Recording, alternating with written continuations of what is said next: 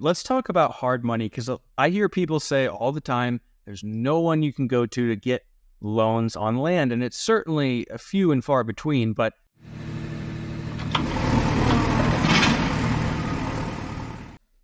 welcome to the Big Picture Blueprint. I'm one of your hosts, Dan Haberkost, along with Mason McDonald. Today, we're going to talk about a really popular and important topic, which is financing land deals. Before getting into it, Mason, how are you doing today on this Monday? I'm doing great. It's August when we're recording this, and last week we had a lot of fun, or I guess a week and a half before, the Big Picture Blueprint Squad went hiking in Aspen, and this week we're going to San Diego. So getting out of our normal thing and talking business, and I'm really excited to talk about this today because this is one of our biggest challenges in business and almost every single other person's challenge in business, not just in the land space, but everywhere. Mm-hmm. And it's how to find money and how to structure deals. So it's going to be a great show. Well, yeah, that's kind of the interesting dichotomy because specific to land, it is an inefficient space. It's less well-known, less well understood, which creates opportunity. But it also creates challenges, as we'll get into. It's easier to get deals, but it's much harder to find affordable capital for those deals, which is kind of the yin and the yang that there is to everything. But yeah, you want to just dive right into it and kind of talk about our experience with financing deals? Oh, yeah. Well, Dan, you bring up the great point of, financing land deals is really complex or convoluted, from the outside looking in, and it's actually really simple for us. But the benefit of that and the challenge associated with that is why we're able to make a lot of money in this business, because you can't just go to a bank. You can't go to Wells Fargo or Bank of America and say, hey, I've got this property under contract for $50,000. Look, I've got 10 comps saying it's worth $110,000. Could I get a loan for $50,000 and use it to buy this piece of land? And they're going to look at you like you're crazy. So, getting started in land, you need to be able to have some sense of capital. And what I started with, and I feel like a good place to get this show started, is I used all my own money. I used a bunch of cash that I had saved up to go buy these lots because a lot of people aren't going to be willing to sell them to you with financing contingencies because land is so hard to get financing on. So, it was great because I was getting to keep 100% of the profit of the deal. But what ended up happening is I would buy land and I'd be like, okay, heck yeah, like this is going to be great. And then I'd sell it and I'd feel really rich. And then I'd go buy a bunch of land. And I'd be like, well, I have $2,200 in my bank account right now. And if I spend any more money on marketing and these land properties don't sell, I'm going to be, paying freaking fees on my bank account, on my checking account for going negative. So that's kind of where I started with it, is using my own cash, which is great because you get great returns, but horrible because you cannot leverage and scale your business. Dan, with your first deals, how were you, getting money for it? Did you just have a bunch of cash yourself in the bank that you were using to spend money on land, or what did it look like? No, I didn't have much money at all. I had a weird trajectory where I bought a number of rental properties with some of the low and no money down strategies and was already doing okay there, but I didn't have much liquidity. And so there was one or two assignments, and then I bought a few really cheap lots for a few $100s, but almost all of my first, 15, 20 deals, I got a joint venture partner to finance them. So I guess we could hit on the first source of capital, which is just private money, which can be structured in a variety of ways. But let's start there. Private money, Mason, do you want to comment on that? Yeah. I mean, it's, the 3 F's is what I call it. It's the friends, families, and fools that are willing to invest with you, where you can structure it. And I think starting off the discussion with specifically joint venturing with private money is probably perfect, because I think that's the bread and butter of a lot of people's businesses. And what that means is, you are the deal finder, you're the deal manager, and you are going to seek out money from maybe your parents or grandparents or aunts and uncles or friends or college buddies or acquaintances that have extra cash sitting in an account and say, hey, we can use that deal of, I've got a piece of land that I am looking to purchase and resell. the property is worth about $100,000. I have it under contract for $50,000. If you give me the $50,000 to buy this land, I'll give you a percentage of the profit split. And that could be 10% of the profit split or 20% or 50% of the profit split. And whenever the property sells, you pay them back their cash, and then you pay them back the money that they earn from the profit split, and then you take the profit split without having to provide any cash. But there's a lot of ways to structure that. So, Dan, at the beginning of your business, how were you structuring your joint venture deals? Yeah, so there are a lot of ways to talk through here, but when I was new, I was still learning. And the person that was financing, well, of course I was still learning, but I was really a novice, and I wasn't confident yet is what I meant to emphasize there. And so the person that was financing my deals was also, in effect, my consultant that was helping me make sure I wasn't making a mistake. And so I found the deals, he funded the deals, and we split them 50-50. Now, in hindsight, that is outrageously expensive private money.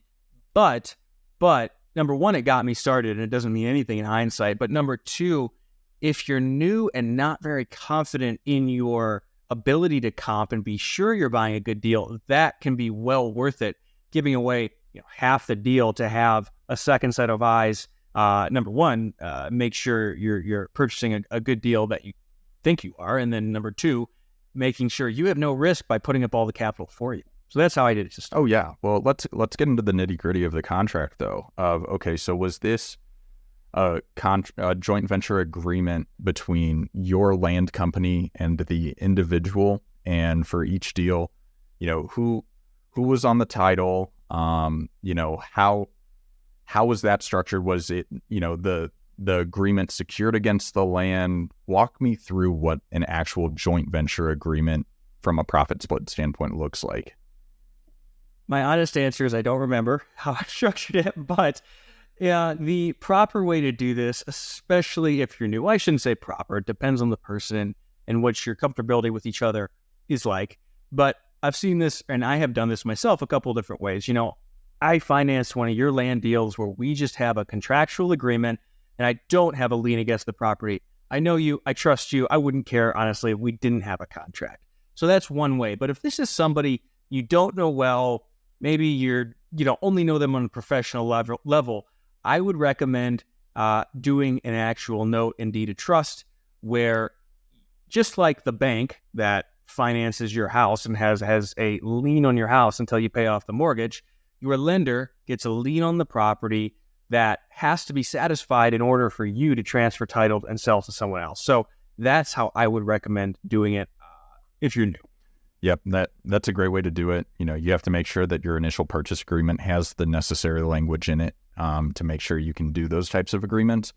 But it's actually a really simple contract. And if you're working with a good title company, you're working with a good attorney, if you're in an attorney state, all of that makes sense. And, it's really great where you're right. And, that's why it's called a joint venture agreement. That money's freaking expensive.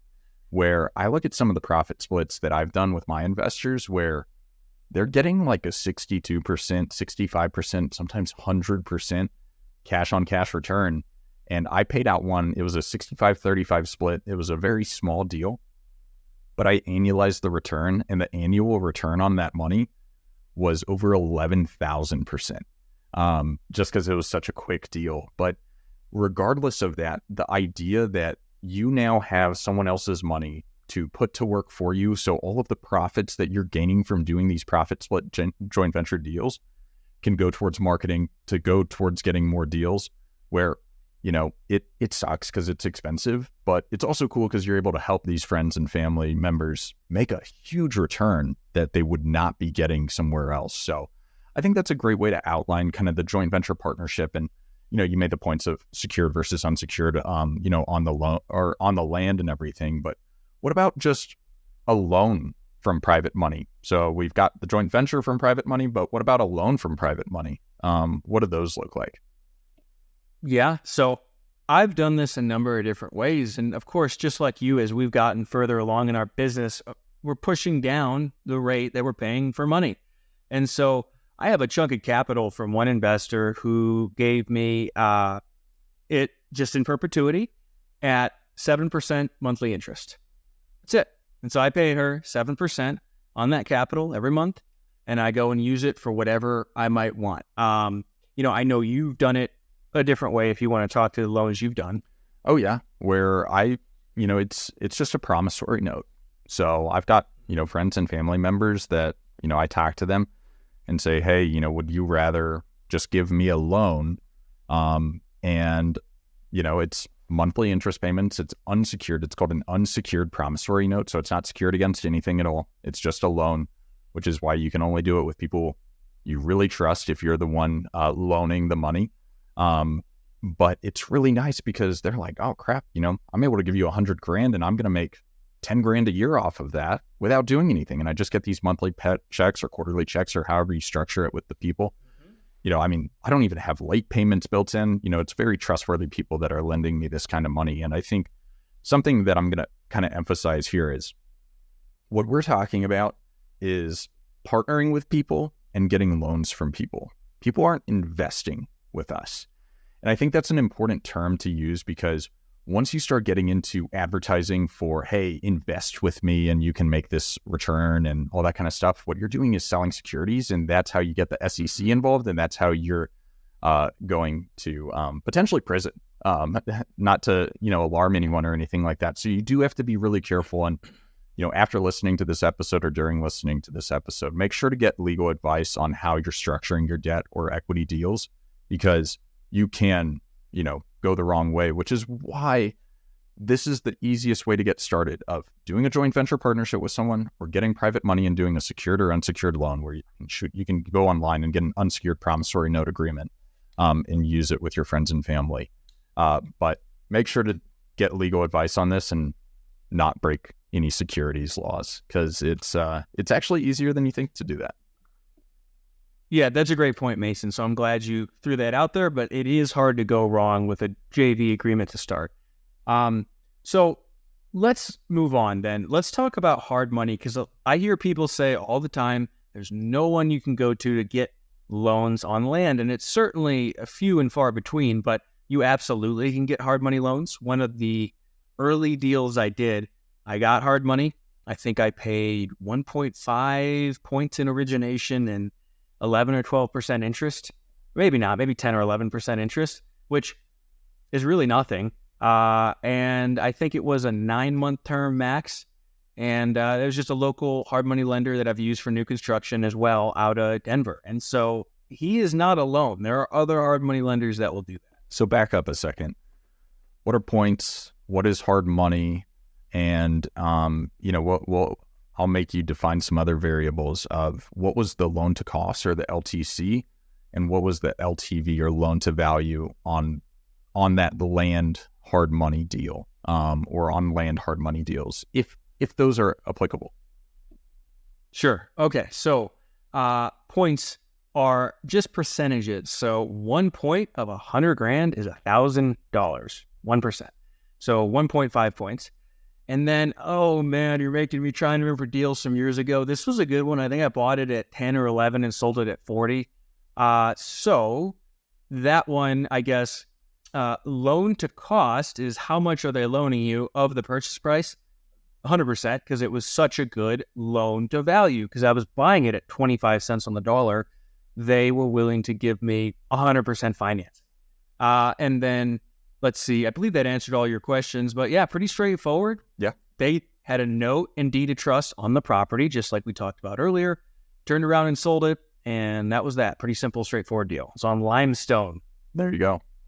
And that right there, recognize while a lot of hard money lenders are not going to lend to you, because the problem with it is the LTV that Dan talked about, or the loan to value. So the loan to cost on a $10,000 purchase price being $10,000, that would be 100% loan to cost. Some hard money lenders are going to lend at anywhere from 75 to 100% of the loan to cost. The reason for that, it's really simple. They just want to see that you have skin in the game of, hey, like, I don't want to do business with someone that doesn't even have $1,000 or $2,000 to, put into the deal, regardless of the points on the origination fee of the loan. But on the loan to value, that's where it gets more complex with certain lenders. And if they're not in the land space, they might not lend to you because, you sold that property to, for $40,000, which would make the loan to cost or loan to value on that 25%, which most hard money lenders on certain deals will look at, anywhere from 40 to 60 or 70% loan to value on a house flip. But the problem is saying, hey, this is what the actual value of the property is. So if you can find the hard money lender that recognizes, you know what, your comps are accurate. You're right. The value of this property is $40,000. We feel very comfortable on land doing a deal at 25% loan to value and 100% loan to cost. So I think that's a great example. And I just wanted to expand on it because a lot of people that might be in house flipping might think it translates exactly, and it does, but it's that loan to value number where I feel like a lot of lenders might get held up with land flips. Yeah, agreed. Well, okay, we talked about hard money. Have you done any seller financing deals where you've purchased with seller financing? Yeah. No, I've just recently, like a month or two ago, I had a buddy do a deal with me where he financed pretty much 100% of the purchase cost. And we did a 65-35 profit split, 65% to me, 35% to him. And then I sold the property on terms. So we purchased the property. I'll make math easy. Purchased the property for $10,000, sold it for $32,000. They did $10,000 down. So after like realtor fees, after closing costs and everything like that, I only got, I want to say $5,000 or $6,000 cash back on that down payment. And, for me, trying to keep business as simple as possible, I wanted to pay off my JV partner as quickly as I could. So rather than, hey, here's your cash back, here's 60% of it back, I'm going to give you X number of dollars per month for the next 2.5 years until you get all your capital back. I ended up just paying him back 35% of what the total profit of the deal less interest rate was. So, it was however much profit there was on that deal, 15,000, 16,000 or whatever. I think he ended up netting 5,600 or so on the deal. I just forked out that extra 10 grand, the 5 grand I got back, an extra 10 grand myself. And now I'm getting $450 a month for the next 5 or 6 years on that deal. So it was a little bit different. And, I recognize, you don't want to always use your own money in deals, but, I just had to pay essentially $10,000 to make $6,000 a year, which any investment that looks like that, that's gold standard in my eyes. So it's recognizing that regardless of if you're using other people's money, you want to have enough liquidity in your business to where if you have the opportunity to do a deal like that, because my guess is that property would not have sold as quickly if I had not offered owner financing on it. And I'd probably be stuck with it as versus shelling out 10 grand and, just getting monthly cash flow. Yeah, no, that's a great deal. And I'm sure your ROI on that is astronomical. Yeah. But yeah, no, it felt good. And I think that's, the way I've done it using private money, but I haven't actually purchased a property with seller financing and then sold it. Have you done that? No, I've purchased rental properties on seller financing. I have not purchased land on seller financing, but guys, honestly, it's foolish that I haven't explored this more as I sit here and talked about it. There are so many land sellers that bought this 10, 20, 40 years ago. And even if it's just, let's call it a 1-year loan where you then have the property in your name, you make interest-only payments, and it just gives you time to go and flip it. This is endlessly flexible. The point I want to make here about seller financing is, number one, there are no rules. And so, like, the property I bought, it was a rental, it was a house, but it's 3% seller financing, 2 years interest only into a 15-year permanent note, 0% down. So you can create whatever terms that both you and the seller agree on. So if you build a good rapport with someone who bought this land years and years ago, and let's say it's worth 100, they bought it at 10 and you give them 50, you could structure a deal where you put nothing down, pay monthly interest at whatever you agree on, and then have it in your name so you can go flip it. And then in effect, you got a built-in lender from the previous seller. And so this is something that it's always worth bringing up to the sellers if they're not in a rush, if you have a good rapport with them, and if you don't have cash or solid private lenders to finance it for you. That's so, I mean, it's the funny thing of whenever we talk about something that neither of us are doing, it's the idea of arbitrage, and where you can do that in so many ways. And once again, talk to an attorney to make sure you structure it right, where, I like the 50 and 100,000. You get this property under contract for 50,000. Let's say 10% interest. So 10% interest only payments for the next however many years, do it on a 5-year note or something like that with interest only payments on that would be $420 a month or so that you're paying to the seller. And you could wrap around and sell it and do a seller finance deal on the back end and say, do 25% down, 10% interest for 10 years, where you can take that down payment and you can, maybe make a big chunk and pay off the seller a little bit, or you can just use it in your own business for cash. And then you're paying the seller back those monthly interest payments with the interest payments that you're getting on it. So it gets a little complex, and you need to make sure, you don't have all sorts of, due on sale clauses in the original seller finance deal and stuff like that, which is where you have the attorney, create the note and deed of trust and everything like that with how it's structured. But you can, you hear about Airbnb arbitrage and how people will go, rent an apartment for $1,000 a month and then charge $2,000 a month on Airbnb for it. It's the exact same thing, except you're actually owning it. And you can lease the land too. I mean, there's land leases and stuff, and I won't go down 50 different rabbit holes, but that is the cool thing about this business, is you really can get really creative with it, because there's not not as many traditional or institutional financing methods for the deal.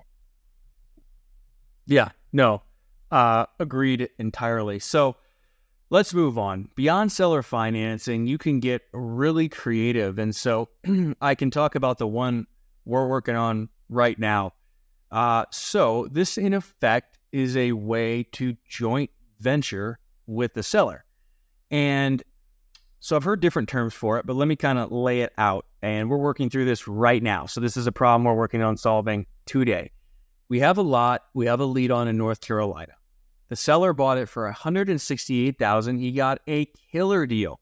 This is one that's really hard to comp, but it's in a highly desirable area. And our realtor says a low end, it's worth $450, high end, $6-ish. And that's with a decently expensive survey and soils test. We need to put about $15,000 into it. And this seller says he doesn't have the money right now to go do the survey, do the soils test, and he'd like to see that done and it improved to the highest and best use, but he's not going to do it himself. And so what we're working on doing is putting together an agreement, and we're negotiating right now and figuring this out where, okay, Mr. Seller, or making it easy, pretending Mason's the seller. Okay, Mason, well, at 250 and above, we split all profits. So we're going to put the money in to get the survey done and get the soils test done. And then we're going to go sell it on the market with a realtor, 250 or less, all yours. And then above and beyond that, because we did the work, we put in the money, and we did the marketing, so on and so forth, we're going to split the deal. And we're working, again, on negotiating those terms exactly.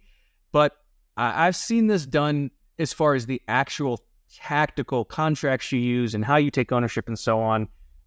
Novation agreements are one version of this. I'm looking at a few. I'm talking to, because it's North Carolina, so you use attorneys, you don't use title companies. I'm talking to our attorney right now to figure out the best way to structure this. It's going to vary from place to place. But point being, that is an example where it made sense to pitch a joint venture agreement where we do the work, we put in the additional capital, and then come up with some sort of participation in the upside with this seller. So that's something we're working on right now. That's insane. That's, it's such an amazing strategy right there because the thing is, and we've talked about it in one of our first episodes about, the different avatars that you're going to be working with, where, you have to be working with a more sophisticated seller on a deal like this. I think that if you're working with Joe Schmo that doesn't understand the value of land, just wants to get it off his hands, you just purchase it. But in a deal like this, where it's like, I don't need to sell it because my carrying costs are nothing on it and I own it free and clear. Which make sure they own it free and clear, because it gets more complex if they have a loan on it and there's due on sale clauses, which, just look into that and make sure. But that right there of, hey, if you fork out 10 or 15 grand and do a 50-50 profit split or whatever profit split at the end of the road, that's a lot cheaper than paying $160,000, $180,000 for the land.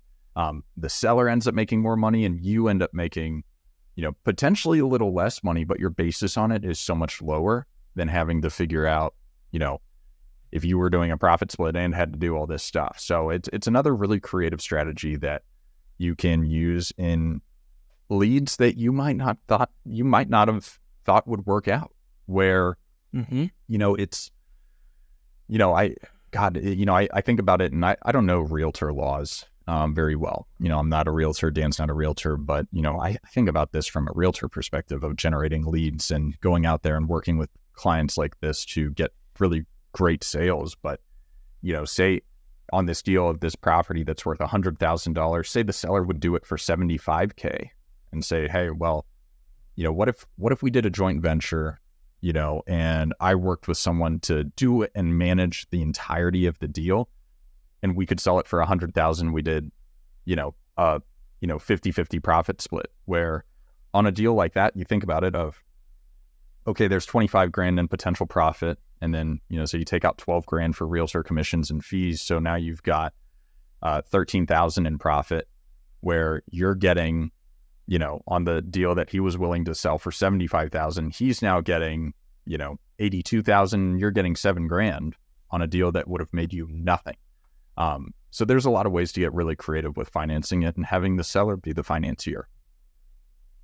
Yeah, and that's the point. It's really just making the seller your financier. That's a good way to put it. And again, you need to speak with a local attorney to get this structured correctly, as we're doing. But it's a little easier in North Carolina when it's an attorney state. So, Mason, did you have a specific deal like mine there that you want to talk through, illustrating creative finance? Yeah, I think using a lender and then selling on seller financing is, kind of my creative strategy of being able to get, monthly payments with, for not that much money down. But I think it's the recognition, I've got a few where, it's all been private money for me at this point in doing these joint venture deals. So I can walk through them all, and, on deals as much as purchasing for $350,000, doing profit splits for, 50-50, where, I put in a little bit of cash, it's all the kind of same. But Dan, I know that you have a line of credit that you've used to purchase land, right? Oh, yeah. Great point. I have a quasi wrap with a line of credit. So I had 2 lots in Palm Bay, Florida on New York Ave that had been sitting for a while. So we decided to offer seller financing. And I had these financed via a private lender. So a little bit harder to sell on terms, but we got a solid full price offer, 10% interest, 10,000 down. And that's hard to say no to, but that's the beauty of arbitrage, right? Having access to cheaper capital. So I have a 100K line of credit at 6% that I hadn't touched. And so I pulled from my line, pay off my investor, give him a decent return. And then I'm not pulling anything out of my pocket. And the interest on the note that I originated is 4% higher, plus it's interest on the principal, plus the actual profit. So a substantially larger chunk of money. And then I just used my line of credit to cash out my investor. So I'm making a substantial return on that every month. My line will get paid off here, I don't know, I forget, in a year or whatever, if I want to. And I get a nice return on 2 solid lots, and they'll keep paying me, I think, for 4 years. I forget how long. Dive into that. How did you get that line of credit? 100K line of credit at 6% interest is I mean, that's great. You look at your credit card and you see this APR of 22, 26%. How did you get a 6% on 100 grand? Is it secured against anything? Is it just you go into a bank, and then how do you actually draw from it? What are the technical aspects of saying, hey, I have this line of credit, like give me money from it? Yeah, so that one is just secured against one of my rental properties. So it just has a lot of equity in it. And even if you don't have rental properties to get lines of credit, I was able to get that same bank to give me a $25K unsecured line of credit. Now, the banker liked me. That took time, but this just emphasizes the importance of relationships, because even if you don't have rental properties, if you go and talk to local banks, you start an account with them, you open or put some money in there, you can often get small unsecured lines of credit. And I think that one was 9 or 10%, which is still nothing compared to the returns on land. Yeah. Well, I mean, you hear it of our investors that are making, 30, 40, 50, 60% cash on cash and 100,000, 10,000, 11,000% APR or annualized percentage return on the deals. A 9 or 10% line of credit at 25 grand is fantastic. So I think that right there kind of makes me want to pivot a little bit into the alternative investment vehicles that your potential lenders or joint venture partners can utilize, such as their own HELOC or their home equity line of credit, kind of like what Dan has with a rental property, where you can actually borrow against your own personal residence and get a line of credit, or retirement accounts. I have lots of investors that are using their IRA or individualized retirement account or self-directed IRA. And I mean, there's all sorts of different ones where, I've got a bunch of money in my IRA, and what I can't invest in is my own deals, but I can use it to invest in other people's deals because it's just asset diversification. So I think you have to, whenever you're approaching these potential people, the friends, families, and fools from the private money, to kind of circle back to the beginning of the conversation of, hey, what are you getting annualized in your 401k or your IRA? You can't take it out of a 401k, but you can roll it into an IRA and do this. What are you getting on your savings account? It's like, well, would you be interested in giving me a 10% interest loan or partnering with me on a deal that you'd probably end up getting 30, 40%? So recognize that you need to know all of these different technicalities. You don't need to know how it works. You don't need to understand exactly how do you get someone's IRA, the cash from it, into your account, because you're not a financial advisor. You don't have, you're not assuming fiduciary responsibility necessarily over some of these people. So that's where you encourage them to talk to their financial advisor, and you can talk to their financial advisor. But recognize there's a lot of money sitting on the sidelines not doing anything. And if you can secure it against real estate, you can make a lot of people in your network happy. And what ends up happening, Dan, I'm sure this has happened to you, is I've had people invest with me on small deals that I've proven the concept to them. And then the next deal they invest in is 10 times as big, and their family's investing and their friends are investing and everyone else is or partnering with me. It's cool to see the way the network grows if you can prove yourself to them. Yeah, absolutely. And so to that point, one final point that I would like to make is, above all, you need to always take care of your investors. So you need to put their money above your own money always, every time. And that will pay you dividends in the future. Even if you mess up, right, making sure that your investor's taken care of and gets a return is well worth it. So that's really the last point I want to make. With all of these strategies, take care of the person, because this is a really small world. And if you don't, you will be out of business very quickly. Right on. Where, it's the idea of, we say it a lot, of do the contracts, do the agreements, and then operate as if it was a handshake deal. And my last story on that point is, I had an investor, we said 65-35 profit split with a minimum of 15% annualized return. But I looked back at my email and I said 15% guaranteed cash on cash return rather than annualized. And so I forked out the extra couple $100 to make sure that it was the 15% cash on cash return, because it wasn't quite that on the profit split. And now they're going to be doing deal after deal after deal with me, because it's In my books, it's a rounding error. And in their books, that's several extra $100 that they got on the money that I didn't have to put into the deal. And by doing the right thing and making sure I eat last with these people is the way that you get the repeat people. Because, Dan and I we still have a lot to learn, regardless of any expertise that we have. You hear the cost of our capital. And, our goal is to continue to get that capital cost lower and lower and lower. But the objective for both of us is get it done, help all these people along the way. And then you're going to be able to, have a track record that makes it so where you can go to a private equity company or a family office or a bank and say, yeah, I need 20 million. And they're not going to laugh at you because you've done $20 million of deals in the past 2 years. But mic drop moment. So Dan, this was a ton of fun. It's something that's constantly on our minds. It's constantly on everyone's mind within the land space or the real estate space where, where do you get this money? How do you structure it? And so hopefully this was helpful to everyone. But this is Mason McDonald and Dan Haberkost with the Big Picture Blueprint signing off.